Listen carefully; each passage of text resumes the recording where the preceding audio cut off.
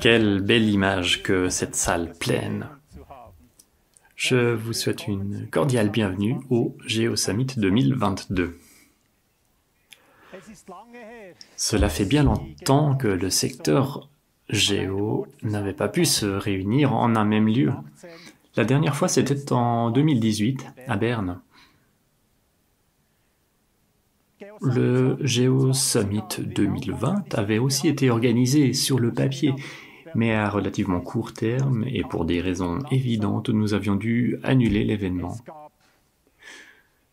Malheureusement, nous avons aussi traversé une passe difficile financièrement parlant et cela ne va pas de soi que nous en soyons remis aussi rapidement, mais nous avons eu le soutien de nos membres, nous avons eu le soutien de nos partenaires, de prestataires qui ont fait un geste.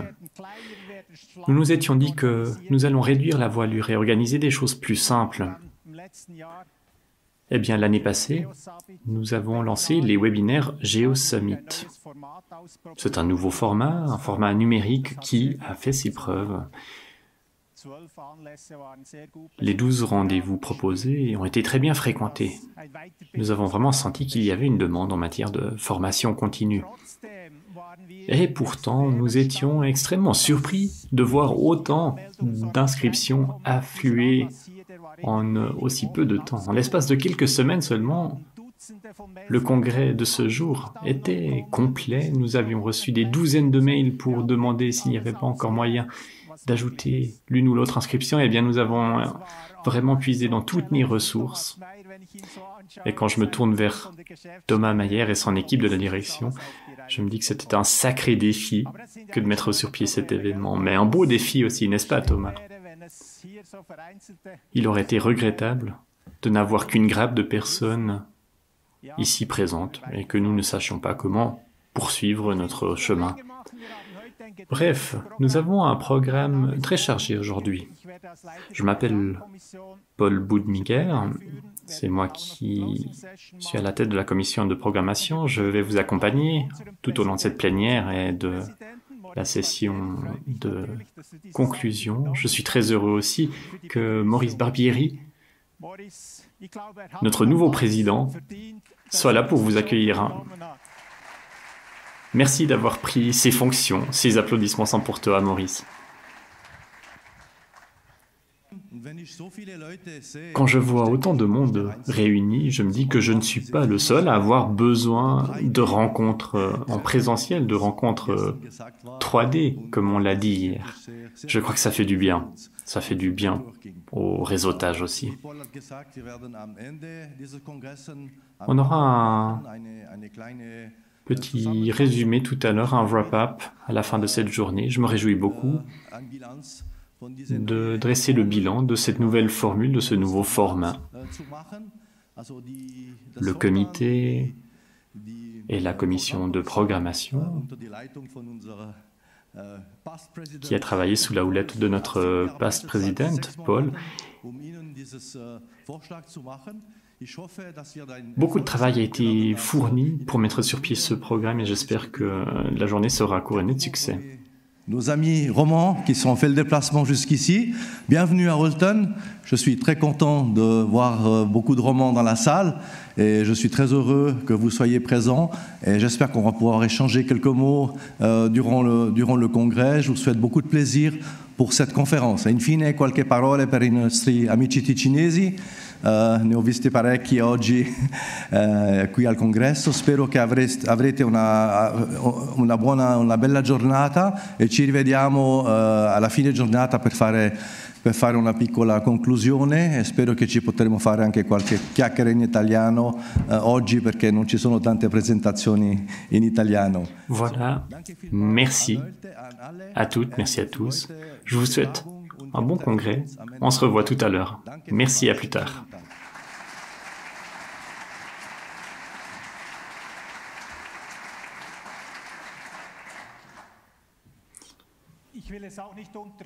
Encore un mot de remerciement à l'adresse de nos partenaires, parce qu'il ne va pas de soi de pouvoir compter sur un soutien aussi généreux. La plupart des partenaires sont présents dans l'espace exposition, j'y reviendrai plus tard.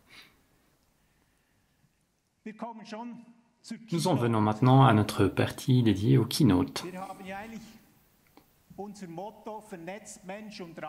Connecter l'humain et l'espace, c'est notre devise. Et il est question aussi de l'espace de vie numérique. On a donc 3 mots-clés, l'être humain, l'espace, géo donc, et la numérisation. Parlons de l'être humain, de la numérisation. Il sera maintenant question de développement stratégique à l'ère du numérique. Autrement dit, il sera question de transformation numérique, un terme qu'on entend souvent. Lorsque je repense à mes débuts professionnels, c'était il y a une trentaine d'années, nous avions investi dans des ordinateurs Unix pour faire un peu de traitement de GIS. Aujourd'hui, on fait tourner ça sur des téléphones portables. On avait des installations de photogrammétrie. Tout cela coulait très cher. Eh bien, au fil des années, les grands panneaux d'aluminium ont fini par se faire discrets. Il y a encore quelques dinosaures dans les bureaux, mais finalement, l'infrastructure aujourd'hui est numérique. Nous travaillons avec des outils numériques, mais est-ce que nous réfléchissons aussi en mode numérique? Est-ce que nous avons réussi cette transformation dans nos esprits? Pour en parler, j'invite Valérie Savoie et Christian Eichhorn.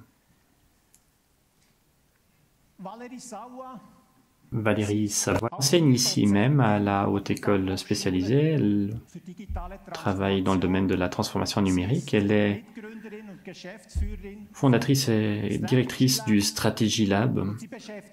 Cela fait des années, des dizaines d'années même, qu'elle se dédie à la transformation numérique des PME, que ce soit au niveau national ou international. Elle a donc affaire au jour le jour, au numérique. Quant à Christian Eichhorn, il est architecte associé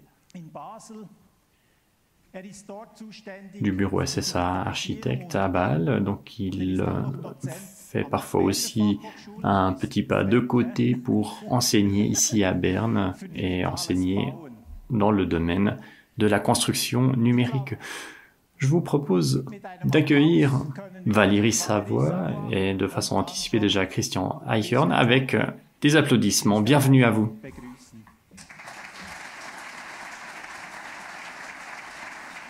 Mesdames, Messieurs, soyez les bienvenus aujourd'hui à ce congrès. Et je me réjouis de pouvoir faire cette présentation aujourd'hui au nom de Strategy Lab et de la Fachhochschule Nordwestschweiz.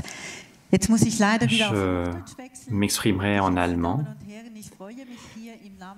Mesdames, Messieurs, je me réjouis de pouvoir représenter Strategy Lab et la Haute École du Nord-Ouest, la FHNW, et le développement stratégique à l'ère du numérique fera l'objet de cet exposé avec une première question. Qui se trouve derrière ce projet? Qui participe à ce projet? Eh bien, Marc Peter a lancé ce projet en 2017. Il est professeur à la FHNW. Il est à la tête du Centre de compétences transformation numérique. Johan, Deborah, Mike et moi-même complétons son équipe. Que faisons-nous? Eh bien, nous faisons de la recherche, des publications. La première publication est sortie en 2017. Il s'agissait de transformation pour les PME. Nous voulions savoir quel est l'impact pour les PME. Nous avons aussi planché sur les questions d'environnement de travail 4.0, New World. Et puis, nous avons voulu aussi savoir quelles étaient les interactions dans le monde du travail. L'année passée, nous avons pu présenter une troisième étude portant sur le développement du numérique, développement stratégique à l'ère du numérique. Si vous préférez des publications plus colorées, eh bien, voilà quelques livres qui ont paru à l'édition Beobachter. Nous avons maintenant un quart d'heure devant nous pour Parler de transformation numérique, ça n'est pas la même chose que la numérisation. Il faut déjà faire cette distinction-là. Il sera aussi question de développement stratégique qui reste important à l'ère du numérique. Il faut vraiment réfléchir à ces questions et implémenter ce qui ressort des réflexions dans le niveau opérationnel. Ce que nous faisons, ça n'est plus de la stratégie traditionnelle, du développement au sens traditionnel du terme. C'est pour ça que nous avons quelque chose de nouveau à proposer. La stratégie, le développement, c'est parfois des sujets un peu corsés. Eh bien, je vous présente quelques outils qui vous expliquent comment on peut réussir une transformation en milieu entrepreneurial. La transformation numérique. Qu'est-ce donc? Pourquoi ça n'est pas la même chose que la numérisation? Eh bien, en 2017, nous avons procédé à un premier sondage en Suisse. Nous avons interrogé plus de 2000 personnes. Nous avons exploré plus de 2300 projets qui nous ont été présentés dans le cadre de cette enquête. Nous avons fait une analyse, une structure pour arriver au final à mettre en avant 35 grands thèmes qui nous permettent de dire que la transformation numérique gravite a autour d'elle 7 domaines d'action. Tout est lié, mais chaque domaine, chaque sujet mérite d'être exploré à part entière. Vous voyez en haut la customer centricité. De quoi s'agit-il? Eh bien, la question est de se demander ce que veut, ce dont a besoin le client. Un constat s'impose dans le monde entier, le client veut toujours de nouvelles choses. À nous de trouver quels sont ses besoins et comment fixer le cap. Ensuite, il y a les nouvelles technologies. Souvent, je montre mon iPhone avec une app connectée à ma voiture. La voiture, c'est une ID3. Et je sais toujours où est parquée cette voiture, où elle se trouve. Eh bien, mon partenaire sait exactement lui aussi où se trouve cette voiture, parce qu'il a la même app sur son téléphone. Et parfois, il me prévient en me disant « Attention, la batterie est bientôt vide ». Il peut me prévenir parce qu'il y a cette interconnexion. Le tout est de savoir quels sont les avantages que ça apporte aux clients, mais justement, en collectant de nouvelles données, en collectant de nouvelles expériences sur les clients, nous arrivons à dégager un avantage. On passe en mode cloud, ça c'est bien pour nous, mais ça doit bien profiter aussi aux clients. Les clients doivent être à jour, que ce soit par rapport à une commande, à tel ou tel objet, ou à l'état de marche de certains appareils. Lorsqu'on prend tous ces éléments, on voit qu'il y a aussi un impact sur nos modèles d'affaires. On parle toujours d'innovation. Mais l'innovation, ça n'est pas forcément quelque chose d'entièrement neuf. Ça peut être une combinaison de processus qui sont révisés, qui sont revus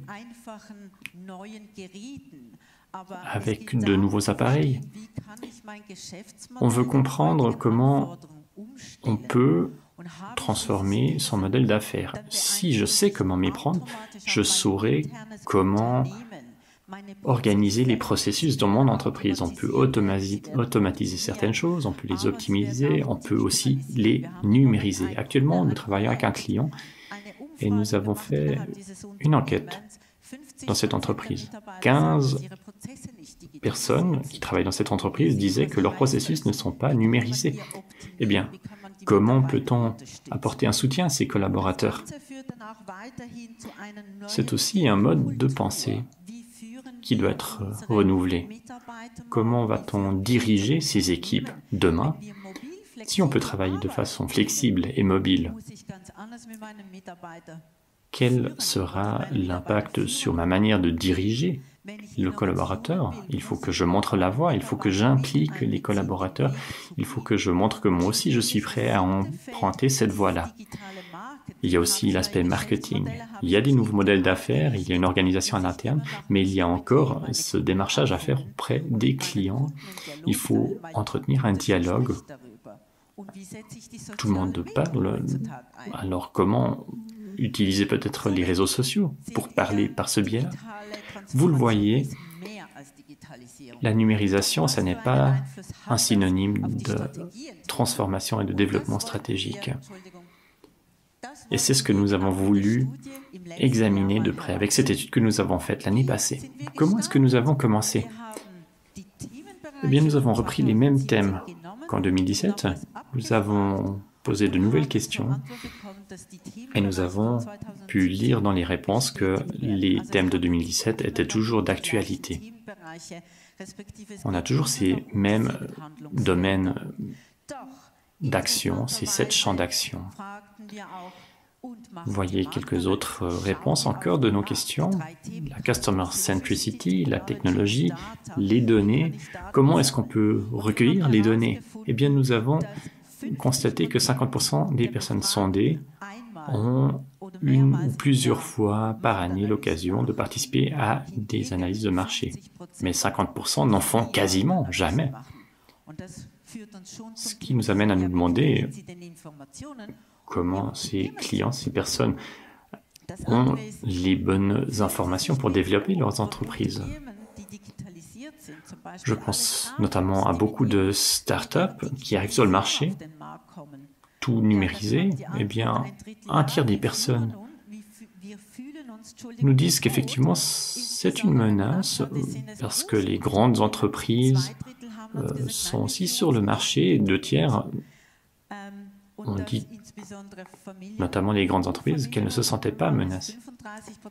Et puis les plus petits acteurs se sentent, pour leur part, menacés. Question suivante, est-ce qu'il existe une stratégie numérique chez vous? Un tiers des réponses sont un oui, mais 50% nous disent que non, qu'il n'y a pas de stratégie numérique. Dernière question encore. Eh bien, où en êtes-vous dans ce processus? Quelles sont les mesures que vous avez déjà mises en route? Certains disent, voilà, on est effectivement déjà en train de faire quelque chose, mais nous n'avons pas tout mis en œuvre. Conclusion, eh bien, les 7 champs d'action sont d'actualité, mais il faut aussi, parmi ces 35 domaines de 2017 que nous avions identifiés alors, voir lesquels sont les plus pertinents. Nous en avons dénombré 24. Ce sont là des thèmes stratégiques, 24 questions stratégiques, 7 champs d'action. Comment aller plus loin à partir de là? Eh bien, nous avons mis sur pied notre méthode ACT, Analyze, Create, Transform. Vous allez me dire, mais ce sont des thèmes stratégiques de toujours. Oui, vous avez raison. Mais ça n'est pas tout, parce qu'avec ces 7 champs d'action, nous avons une nouvelle dimension. Ces 7 champs d'action font partie des réflexions dans les entreprises. On a un cadre pour cela. Vous voyez maintenant la configuration. ACT, Analyze, Create, Transform, ce sont 3 phrases. 3 phases qui se déclinent tout au long de ces 7 champs d'action et de ces 24 questions stratégiques. Ça donne une vue d'ensemble, c'est une base pour thématiser la transformation numérique dans le processus stratégique de l'entreprise. Qu'est-ce que cela veut dire? Comment amorcer le dialogue? Eh bien, nous avons réalisé un outil très pertinent, le Strategy Check. Vous pouvez, dans cet instrument-là, répondre aux questions et trouver les réponses sous forme d'araignée. Ici, ce graphique vous donne une vue d'ensemble qui vous situe en tant qu'entreprise. Prenons l'exemple du GeoSummit. 19 personnes ont répondu à nos questions, ont évalué les 24 questions stratégiques.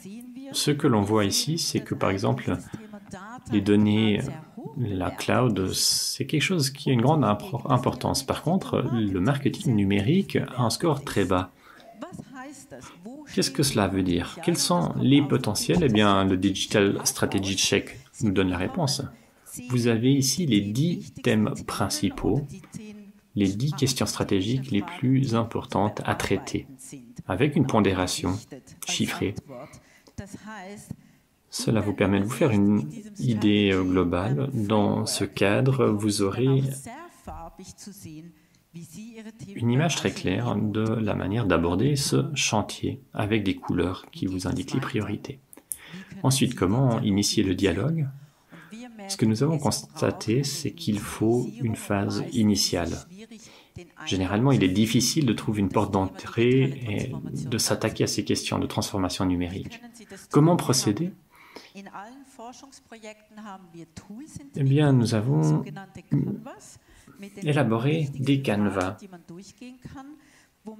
sur lesquels on retrouve les thèmes principaux, on voit les priorités, on voit ensuite sur un échéancier comment on peut organiser les travaux. Pour ce qui est de la transformation numérique, vous avez donc les 7 champs d'action, vous avez des questions très précises que vous pouvez vous poser. Pour ce qui est de l'environnement de travail 4.0, vous avez un canevas qui vous permet d'imaginer, de concevoir votre environnement du futur. Et puis, un autre canevas encore, le Strategy Framework pour la transformation numérique, pour le travail stratégique. Il y a aussi des outils en ligne que nous mettons à disposition. Il y a encore tout ce qui sort de la recherche. Merci de votre attention. J'espère que j'ai pu vous donner une vue d'ensemble de ce sujet de développement stratégique à l'ère du numérique. Merci.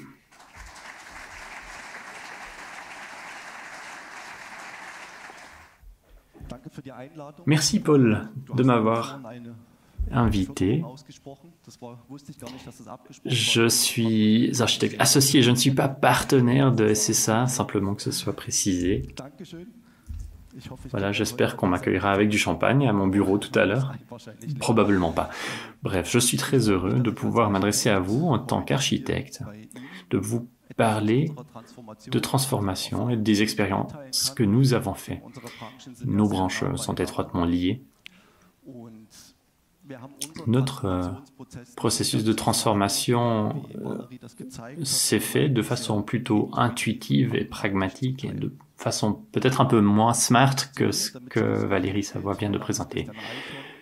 Je me présente en quelques mots, Christian Eichhorn, je suis menuisier architecte, j'enseigne à la Haute École spécialisée de Berne, je travaille souvent aussi ici à Berne, à la FHNW.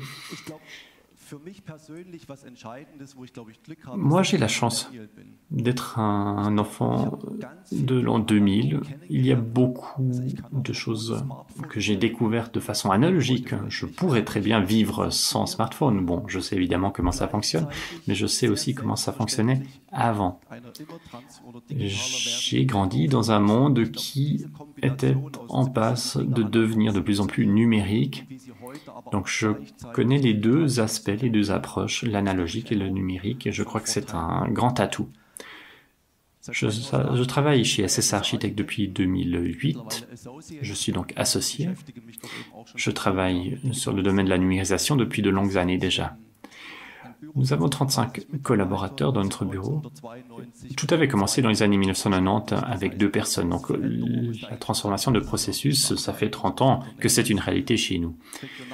Nous avons un ancrage du côté de Bâle et du Haut-Valais. Nous mettons l'accent sur l'urbanisme et la construction de logements. Et puis, il y a toute une équipe derrière nous. Vous voyez un nombre de personnalités ici qui se complètent, qui travaillent au quotidien. Nous avons besoin de cette dimension humaine. Valérie l'a dit, les personnes doivent pouvoir aussi se sentir impliquées. Ma grande question ce matin, ce sera de savoir si la numérisation n'a pas quelque chose d'analogique. Parce que dans le domaine de l'architecture, on fait face à un reproche. La numérisation est plutôt un frein à des processus créatifs. Il n'est pas forcément un catalyseur. Est-ce que c'est vraiment le cas? Ou est-ce que finalement, on arrive à des réponses parce qu'on utilise des ressources analogiques, à savoir une idée, une simple idée. Maintenant, nous ne sommes pas tous des virtuoses, nous devons aussi traiter les projets, travailler dans le cadre d'un espace-temps, nous devons aussi repenser les processus, optimiser les qualités. En même temps, nous voulons aussi être compétitifs sur le marché, nous voulons que les clients soient satisfaits et restent chez nous. C'est un moteur aussi qui nous pousse à quand même jouer la carte de la numérisation. Ensuite, est-ce que nous avons nous-mêmes été pionniers?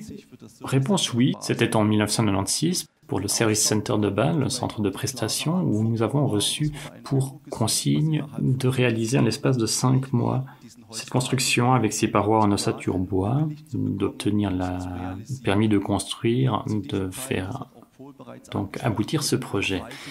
Paul l'a dit tout à l'heure, il y a 30 ans, c'était l'époque des ordinateurs très chers, de technologies de pointe dont tout le monde ne disposait pas. Or, nous avions déjà des systèmes CAD et des applications 3D. Pour une raison que j'ignore, nous avons perdu cette faculté, cette compétence-là, en tout cas en 2008, lorsque j'ai rejoint le bureau, on en était plutôt à 2,5D que 3D.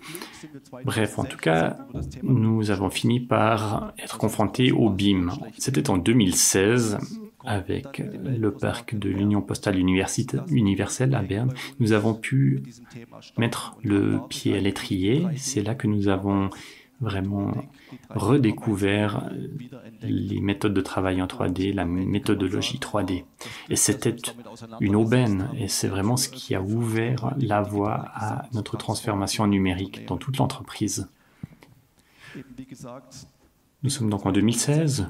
Le BIM, c'est quoi? Eh bien, c'était le maître mot. Pour BIM, à l'époque, on avait 3 ou 4 définitions. C'était une méthode, une modélisation, une technologie. Il fallait commencer par réfléchir à la définition du BIM. Il fallait réfléchir aussi à un degré de détail, réfléchir jusqu'où on voulait aller et qui allait peut-être définir des normes. Eh bien, heureusement que dans ce projet du parc de l'UPU, nous avons pu nous concentrer sur nos structures sans pression extérieure. Et nous avons pu beaucoup apprendre de cela et expérimenter. Et pendant notre développement,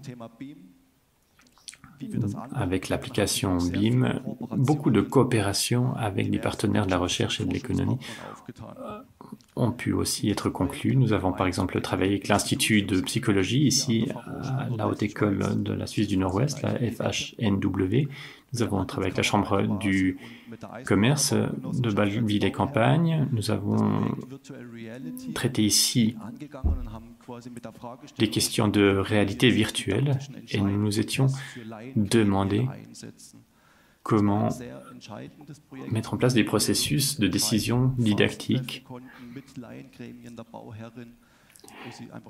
Il était donc possible de faire des visites virtuelles, on avait des workshops numériques, nous avons pu ainsi évaluer des projets, avoir vraiment un discours qui soit tout à fait équitable.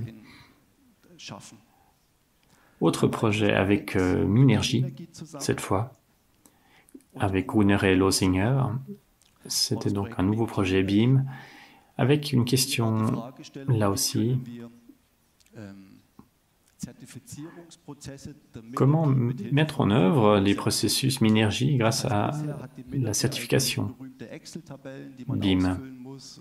Généralement, on travaillait avec des tableaux Excel et on s'est demandé si on ne pouvait pas implémenter les processus avec le BIM. On a également pu mettre sur pied un Minimum Viable Product et puis un Proof of Concept.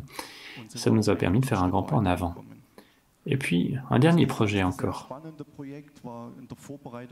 qui était en fait réalisé dans le cadre des préparatifs de Swissbau. Nous avons participé au développement du simulateur du futur. C'était un prototype extrêmement intéressant. On peut vraiment apprendre énormément de choses Et développer ces connaissances, c'est extrêmement important et enrichissant. Et puis, il s'agit aussi de promotion. Notre savoir, nous devons l'élargir grâce à des ressources externes. Nous devons pouvoir puiser dans ce savoir. Et en même temps, il faut aussi le transmettre plus loin. Et je l'ai bien compris. Les partenaires dans la recherche et dans la formation ont besoin de partenaires pour aller de l'avant avec leurs projets. Et c'est ce qui permet finalement aussi, en tant qu'entrepreneur, d'être dans l'ère du numérique et de vivre avec son temps. La communauté a besoin d'échanges. C'est ce qu'on a aussi tâché de faire. Et c'est un échange qui n'est pas seulement un échange interne, c'est un échange interdisciplinaire. Il y a des questions qui sont toujours les mêmes. Il faut communiquer les uns avec les autres, il faut gérer des projets, et puis il faut mettre en œuvre, réaliser des projets. Peu importe s'il s'agit d'un projet médical, d'un logiciel ou d'une maison, il faut avoir une pensée, une action interdisciplinaire. En 2020, on a été rendu attentif au projet de transformation PME et nous nous sommes rendus compte que BIM n'était qu'une petite partie de la transformation. En découvrant cette étude, nous avons effectivement aussi pris connaissance de ces 7 champs d'action et nous nous sommes rendus compte que cela collait parfaitement avec notre fonctionnement. On entend souvent que la transformation numérique remet en cause les modèles d'affaires, qu'on doit complètement changer de personnalité. On s'est posé cette question, on s'est dit mais est-ce qu'il faut vraiment qu'on se transforme, qu'on change? Et on a trouvé la réponse. On s'est rendu compte qu'on n'avait pas besoin de proposer de nouvelles prestations. On s'est dit, notre métier, c'est l'architecture, c'est notre compétence clé, c'est notre modèle d'affaires et cela vaudra aussi pour les 30 ans à venir. Tout ce que nous faisons dans la transformation numérique, dans la numérisation, eh bien, va aller dans le sens de notre travail d'architecte. Et c'est ce qui nous a finalement incité à changer de perspective. Le projet BIM n'est pas un projet interne. Au contraire, ce qui est au centre, ce qui est à l'interne, c'est le projet, c'est le client. C'est d'après les besoins du client et du projet que nous devons développer notre action.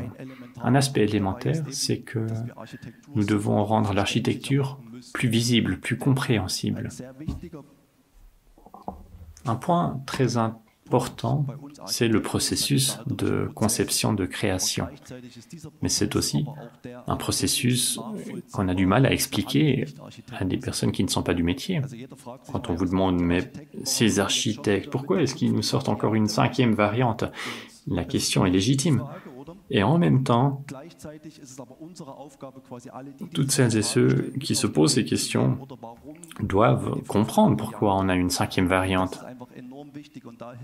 Et pour expliquer ces choses-là, nous pouvons profiter de la numérisation parce que cela rend les choses plus visibles. Il y a les besoins, il y a la réalité, et nous pouvons, avec des géodonnées toutes simples, des modèles volumiques tout simples, prendre des décisions très valides. Nous avons des chiffres valides, nous pouvons communiquer visuellement, cela permet d'avoir justement un dialogue d'égal à égal entre le mandataire, des partenaires, nous-mêmes. Et en même temps, il y a aussi des questions autour du transfert de connaissances. C'est extrêmement important. Comment est-ce que je sais que mon collègue sait quelque chose qui pourrait m'être utile? Chacun a ses connaissances spécifiques et il faut savoir où trouver ce savoir. Microsoft Teams ou d'autres offre des salles virtuelles. Juste avant la pandémie, nous avons décidé de travailler avec Microsoft Teams, de créer un bureau virtuel, d'avoir un espace où il est possible de poser des questions, d'échanger. Donc on s'est détourné du monde analogique. C'est vrai que ça a donné l'occasion d'échanger par le biais de ces espaces numériques pendant que tout le monde était en télétravail. Mais il faut aussi que les personnes aient l'impression que leurs questions restent pertinentes, qu'elles peuvent les poser. Donc il faut toujours garder cette porte ouverte aux questions. On s'est dit qu'on allait se détourner un peu de la communication pour aller davantage vers la collaboration avec toutes les parties prenantes. On a par exemple beaucoup de méthodes Lean qui interviennent déjà au moment de la planification. À quel moment faut-il prendre quelle décision? À quel moment faut-il fournir quelle prestation ou livrer quelle partie du projet? Ce qui compte, c'est le processus dans son ensemble, un processus qu'il faut comprendre. Je peux aussi évidemment avoir des feuilles affichées au mur du bureau, mais si on a un format numérique, tout le monde peut, même à distance, participer à l'élaboration de ce processus. La numérisation, rétrospectivement parlant, ça n'est pas simplement de la technologie. Il faut simplement faire un travail aussi sur soi-même, s'adapter. Et la numérisation apporte un peu plus de complexité. Si on prend le modèle BIM, on risque d'avoir trop d'informations, d'alimenter trop d'informations dans le projet, des informations qui ne seront pas pertinentes ou qui ne seront pas utiles plus tard. Et si on tombe dans ce piège-là, le processus va être frustrant. Les collaborateurs vont être frustrés. Donc il faut bien doser les choses. Finalement, il faut que la numérisation reste humaine. Les êtres humains doivent garder les commandes. Un smartphone avec une appli pour l'automobile, l'ID3, ça peut être assez simple, mais dans d'autres cas, ça peut être plus complexe et il faut garder une vue d'ensemble. Et je crois qu'on est aussi face à un dilemme. Les tâches deviennent de plus en plus complexes, représentent de grands défis, des défis qu'on n'arrive pas à relever avec les méthodes conventionnelles. Donc il faut des outils numériques. Il faut les utiliser de façon judicieuse. Il faut une bonne combinaison. Un interrupteur, c'est tout simple, mais ça n'existe plus. Donc il faut maintenant emprunter cette nouvelle voie, la voie du changement. Il y a là 2 citations que j'aimerais vous proposer aujourd'hui parce qu'elles résument bien les choses, je crois. L'innovation ou la numérisation ne commence pas avec la technologie, mais on a besoin de technologie parce que c'est un instrument puissant pour donner plus d'espace à la créativité humaine. Et ça, je le crois fermement. On a besoin d'espace pour concevoir. Puis une autre citation. On a besoin de patience. Je suis quelqu'un d'impatient et on a besoin d'énormément de patience. On a parfois des revers, on n'arrive pas aussi vite au but. Et il faut pouvoir supporter cette relative lenteur, ne pas être trop impatient. Et si vous êtes au début de votre transformation numérique, eh bien, voyez-y une opportunité, ne vous laissez pas intimider, ne vous laissez pas paralyser. Soyez créatifs, soyez courageux, critique également. Merci beaucoup.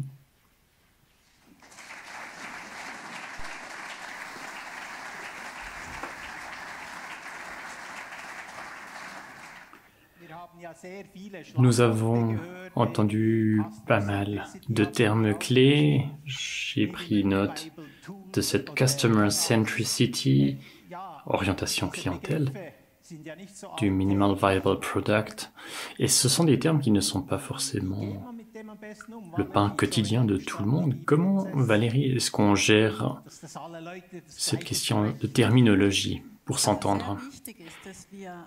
Ce qui est extrêmement important, c'est qu'on ait effectivement une même base de compréhension des choses. On le voit lorsqu'on reçoit des demandes pour des ateliers. À ce stade, on essaye de formuler une offre, de planter le décor. Et bien souvent, au moment de l'atelier, on se rend compte qu'on n'est pas sur la même longueur d'onde. Et c'est là que commencent les discussions. Et c'est très important pour trouver une orientation qu'on veut donner au projet. C'est vraiment cela, l'essentiel de notre travail. On veut, avec le client, définir l'orientation et pour cela, il faut parler, discuter et pas qu'une seule fois. Nous lançons la discussion, mais c'est important qu'à l'interne, il y en ait d'autres. Christian, chez vous, à l'interne, qui est-ce que vous avez impliqué pour clarifier ces questions de définition? On en a discuté et ça s'est fait un peu tout seul. Alors tout d'abord, ça a commencé au niveau de la direction. On avait ce terme BIM qui est apparu. Est-ce que c'était une méthode, un modèle, une technologie? Bref, comment définir ce terme et qu'est-ce que ça m'apporte au juste? On nous disait toujours c'est une claire plus-value, mais dans les faits, elle est où exactement cette plus-value? Qu'est-ce que moi, j'entends par BIM? Quelle est la plus-value pour moi? C'est ça les questions. On commence à parler de LOD, LOG, LOI, BIM, etc. On commence à jongler avec tous ces termes et personne ne sait trop à quoi s'en tenir. Eh bien, au début, quand on n'a pas encore de pression extérieure, il faut prendre le temps de créer un terrain d'entente. Ça commence au niveau de la direction, mais il faut aussi impliquer l'équipe. Ça passe par des discussions, ça passe par des échanges à la machine à café. C'est là qu'on pose les bonnes questions et il faut les tirer au clair. Il faut qu'au sein de l'entreprise, on sache à quoi s'en tenir. Eh bien, tu l'as dit, tout prend du temps, on devient impatient. On parle d'aventure, de voyage, alors c'est un petit voyage, un long voyage, ça prend combien de temps finalement? Quelle est ton expérience, Valérie, pour une transformation? Ce qu'on voit, c'est que le développement d'une stratégie en tant que telle est relativement rapide. C'est plutôt la mise en œuvre, l'implémentation qui va prendre du temps. Ce qu'on essaye d'expliquer aux clients, c'est que rien ne sert de trop passer de temps sur le papier. Mieux vaut mettre des idées par écrit pour essayer de visualiser les choses et essayer d'en retirer quelque chose qu'on puisse mettre en œuvre. Et le travail stratégique est finalement aussi un travail opérationnel. On l'a vu au niveau de la direction, des cadres, mais aussi des équipes. La question est de savoir comment on peut s'améliorer. C'est ça qui est sympa. Le travail ne finit jamais, mais chacun dans l'entreprise commence à s'interroger, se dire « mais tiens, qu'est-ce que moi je pourrais faire pour l'entreprise ? Comment pourrais-je faire avancer notre société ?» Et c'est donc un voyage qui ne s'arrête jamais. C'est l'apprentissage une vie durant finalement. Christian, tu disais que tu as commencé par le BIM, qu'ensuite il y a eu des projets. Est-ce que c'était opportuniste ou est-ce que vous aviez une claire priorité numéro 1, numéro 2 avec des étapes? Alors, au début, c'était vraiment de l'opportunisme pur. Parce que la numérisation, on l'a fait pour le client. Mais en fait, en tant qu'entrepreneur, on doit aussi optimiser nos propres processus. Ce serait donc mentir que de dire qu'on est les bons samaritains et qu'on fait tout ça pour les autres. Non, on veut aussi gagner de l'argent, le marché n'est pas tendre, il faut vraiment avoir une influence positive et la numérisation permet de changer, de se transformer et ce, en plus, en apportant une plus-value pour le client. Donc c'était opportuniste, mais il faut aussi un petit côté samaritain. C'est ce que je voulais dire en parlant de promotion, parce qu'on a ce savoir qu'on essaye d'étendre et il faut le partager avec les partenaires. Il y a peut-être des partenaires qui ont encore une longueur de retard, il faut leur apporter un soutien. Est-ce qu'on va forcément facturer 200 francs l'heure ou est-ce qu'on va peut-être aussi simplement avoir l'approche d'entraide entre ingénieurs? Magnifique, l'architecte qui apporte son soutien à l'ingénieur. Exactement, oui, ça vaut la peine de souligner cela. Ça n'est pas normal, mais c'est extrêmement nécessaire.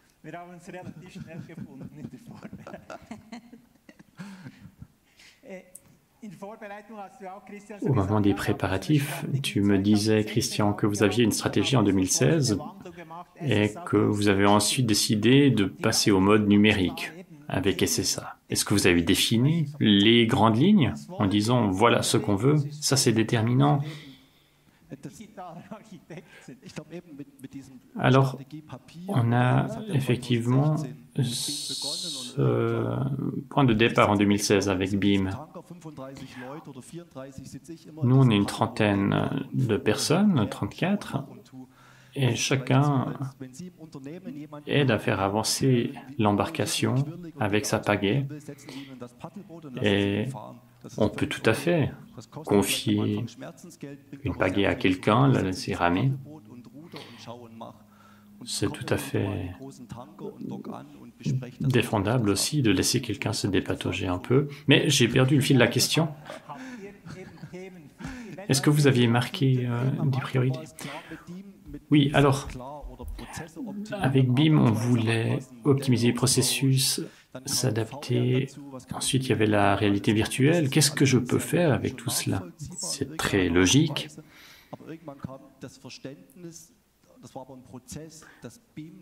Mais BIM n'est qu'un pan de toute la transformation. Au final, on doit considérer la chose de façon holistique. Il y a aussi les ressources humaines, le département des finances, etc. Tout doit être intégré et tout va être transformé. Et c'est comme ça qu'on a effectivement, sur la base des 7 champs d'action, défini nos priorités. Sans avoir décidé de mesures concrètes, on s'est plutôt dit qu'il fallait avoir une approche pragmatique. On a le marketing social, on a notre système ERP qu'on doit améliorer à l'interne. Donc c'est holistique, mais les sujets viennent d'eux-mêmes au fur et à mesure. Toi, tu parles d'une entreprise. C'est un exemple très concret. Valérie, toi, tu as la vue d'ensemble. Tu connais bien le panorama. Quels sont les défis principaux? Tu parles de ces 7 champs d'action. Eh bien, les défis sont divers et variés. Ce que nous voyons depuis notre étude sur l'environnement du travail 4.0, il y a des questions de direction. On l'a vu pendant la pandémie aussi, il y a le recours à la technologie, aux technologies, un lien avec la sécurité, la cybersécurité, c'est évidemment un énorme enjeu. Voilà quelques exemples. Et puis ce que l'on voit aussi, notamment dans les grandes entreprises, c'est tout ce qui touche aux données, au cloud.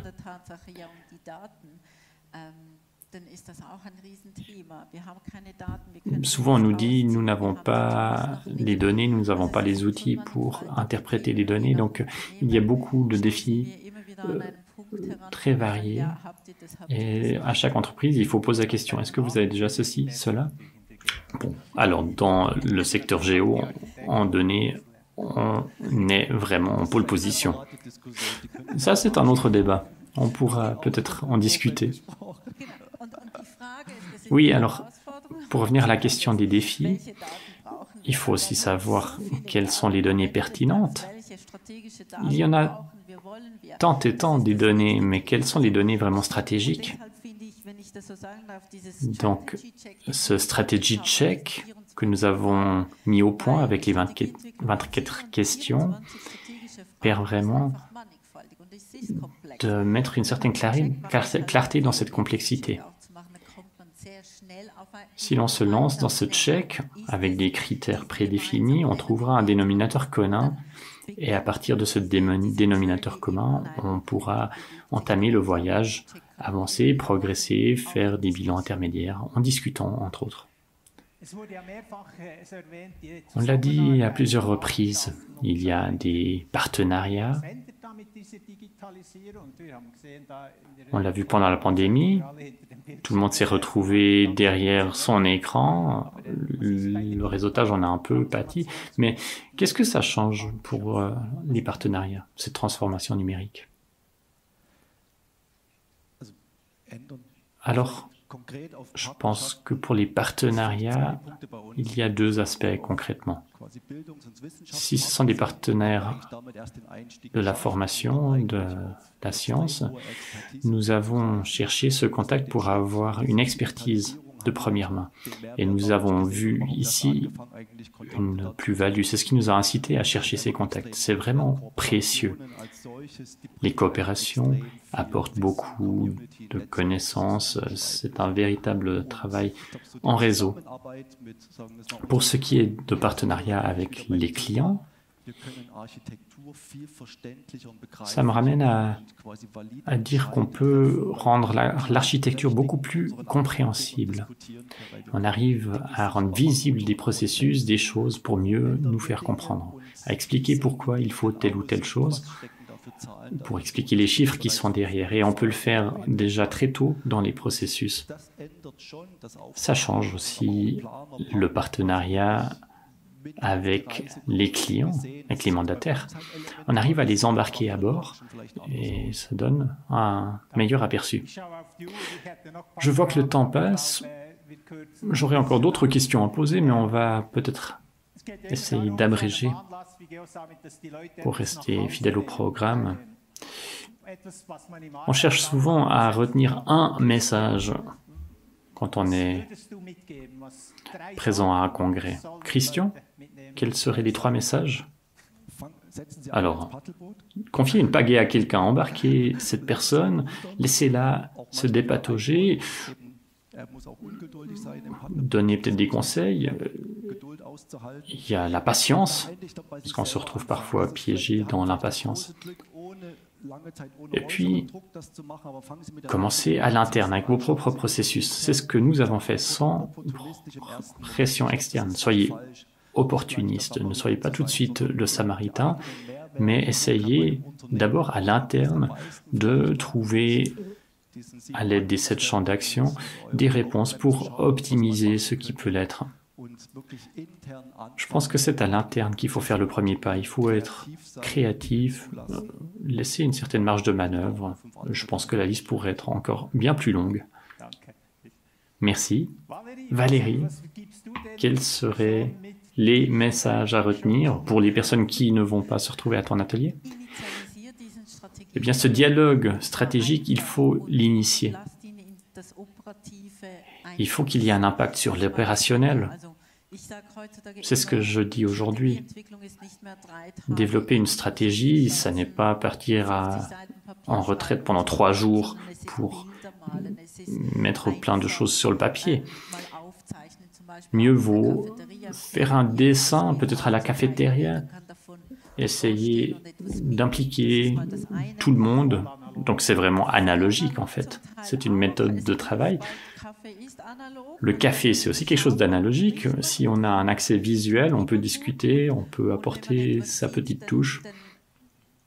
En voyant quelque chose, on a envie de réagir. C'est comme ça que le dialogue pourra se faire à tous les niveaux. Et tout le monde a quelque chose à dire. Et quand on a quelque chose de visuel, Quand on a un schéma, un dessin, on voit dans quel domaine on peut passer à l'action. Et là, on est dans l'opérationnel. On n'est plus seulement sur le papier. Et puis, si chacun dans l'entreprise participe à la réflexion et se sent impliqué, je pense que c'est tout bénéfice pour le processus. Et à partir de là, on peut prioriser les thèmes et embarquer dans cette aventure. Merci beaucoup.